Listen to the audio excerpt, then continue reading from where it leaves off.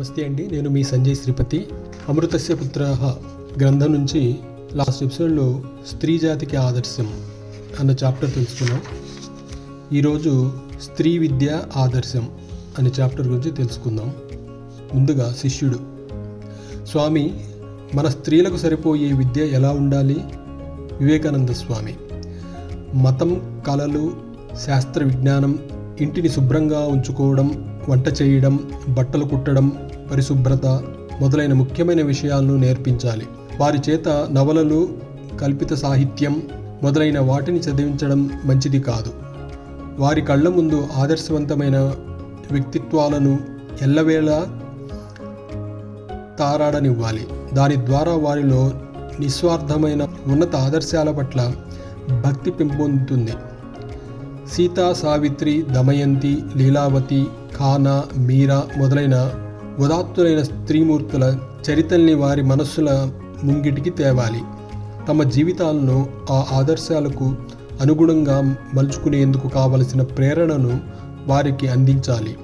శిష్యుడు: ఈ రోజుల్లో స్త్రీల కోసం ఎన్ని పాఠశాలలు, కళాశాలలు పుట్టుకురావడం లేదు?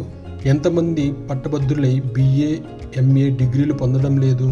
వివేకానంద స్వామి: కానీ ఇవన్నీ పాశ్చాత్య పద్ధతులు.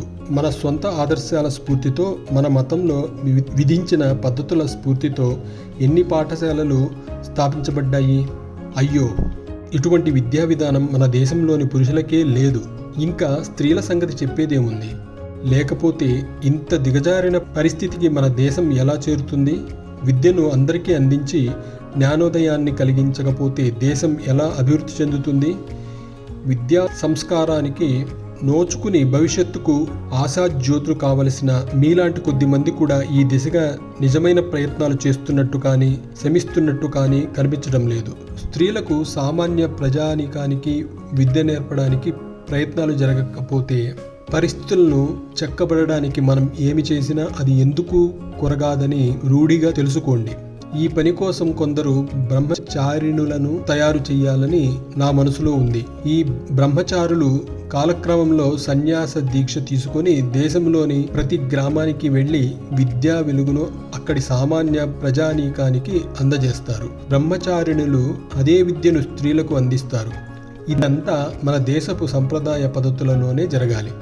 మగవారి కోసం విద్యా కేంద్రాలను స్థాపించినట్లే స్త్రీలకు బోధించడానికి కూడా విద్యా కేంద్రాలను స్థాపించాలి. విద్యావంతులు, శీలవంతులు అయిన బ్రహ్మచారిణులు ఈ కేంద్రంలో విద్యను బోధించే పనికి పూనుకోవాలి.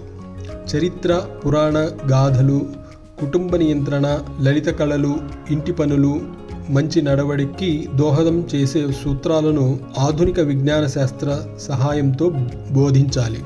బాలికలకు నీతి సూత్రాలు, ఆధ్యాత్మిక జీవనం గడపడం వంటి విషయాలను నేర్పాలి. వారు ఆదర్శ గృహిణులుగా ఎదిగేటట్టు చేయాలి. అటువంటి ధర్మ మార్గాన నడిచే తల్లులకు పుట్టిన బిడ్డలు అదే మార్గంలో మరింత అభివృద్ధి సాధిస్తారు. విద్యావంతులు, సదాచార వర్తనులు అయిన తల్లులకే మహాపురుషులు జన్మిస్తారు. మీరు మీ స్త్రీలను, బిడ్డలను కనే యంత్రాలుగా మార్చేశారు.